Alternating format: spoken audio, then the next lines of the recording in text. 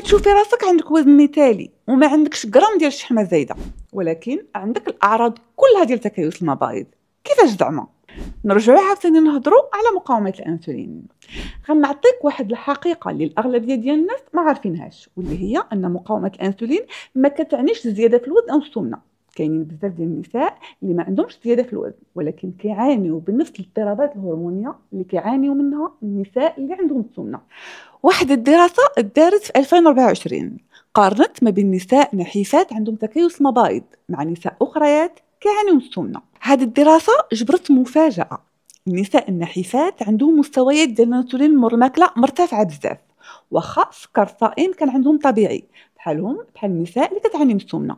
هذا الشيء كيأكد لنا ان الجسم النحيف ما كيعنيش بالضروره جسم متوازن، كيقدر يكون هذا الجسم ما كيقدرش يستعمل فعاليه الانسولين، الشيء اللي كيجعل ظهور اعراض ديال تكيس المبايض. العلم كيأكد اليوم ان المشكل الاساسي ديال تكيس المبايض ماشي هو الوزن الزايد، ولكن هو الطريقه ديال التفاعل ديال الجسم ديالك مع الانسولين اللي بدورها كتاثر بالنمط العيش ديالك. الا بغيتي توصل بلا فيش بي دي اف اللي فيها المعلومات كامله ديال هذا الفيديو، دير فولو لهذا الحساب وكتب تعليق بكلمات تكيس المبايض. تابعني للمزيد مع دوك منى.